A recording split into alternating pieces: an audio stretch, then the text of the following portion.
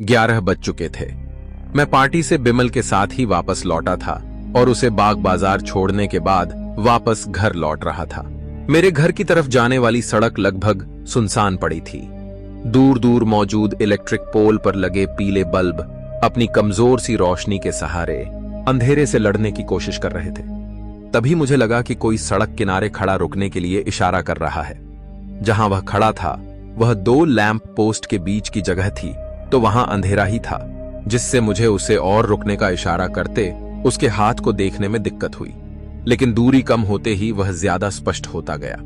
उसने सर से पांव तक कोई गहरे रंग का चौगा पहन रखा था जो स्याह ही लग रहा था, लेकिन उससे उसकी काया की स्पष्टता छुप रही थी और अंदाजा लगाना मुश्किल था कि वह कोई महिला है या पुरुष, कोई युवा है या कोई वृद्ध। अब चूंकि वह रुकने का इशारा कर रहा था, तो एक सभ्य नागरिक के नाते मैंने कार जरूर उसके नजदीक पहुंचकर रोक दी। क्या बात है? मैंने पैसेंजर साइड की तरफ सरक कर उसे देखा। आप सौमित्र हो ना? सौमित्र बनर्जी? स्वर जनाना था और आवाज भी जवानों वाली थी। अलबत्ता सर पर पड़े हुड की वजह से चेहरा अभी भी स्पष्ट नहीं था। सौमित्र हेजेस, मैंने सख्ती से कहा। विलियम हेजेस और आयरिन हेजेस के बेटे ना? उसने फिर पुष्टि करनी चाहिए। हां, लेकिन मेरा नाम सौमित्र हेजेस है, सौमित्र बनर्जी नहीं। मैंने फिर विरोध किया। हेजेस तुम्हें उपकृत करने के लिए दिया गया सरनेम भर है। तुम उन अंग्रेजों की पैदा की हुई औलाद नहीं, बल्कि गोद लिए हुए बेटे हो, और तुम्हारे असली पिता का नाम सौमिक बनर्जी था। उसने खिड़की पर झुकते हुए ऐसे अंदाज में कहा कि मेरी रीढ़ की हड्डी में सिहरन दौड़ गई। मुझे सख्त हैरानी हुई कि मेरे बारे में मुझसे ज्यादा उसे पता था। मुझे यह पता था कि हेजेस दंपत्ति ने मुझे गोद लिया था, लेकिन किससे लिया था, कहां लिया था, मेरा अतीत क्या था, यह सब पूछने पर उन्होंने हमेशा यही कहा था कि इन बातों का जवाब मुझे तब मिलेगा जब मैं 20 साल का हो जाऊंगा। 20 साल? मेरे दिमाग में रोशनी का एक झपाका हुआ। आज ही तो मैं हुआ हूं 20 साल का। तुम कौन हो? मैंने धड़कते दिल से पूछा।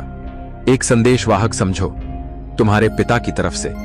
तुम्हारे पिता ने तुम्हारे लिए कुछ छोड़ा है किसी के पास, जो तुम्हारे हवाले तब किया जाना था जब तुम 20 साल के हो जाओ, और अब वह वक्त आ चुका है। मैं कल सुबह 10 बजे इसी जगह तुम्हारा इंतजार करूंगी।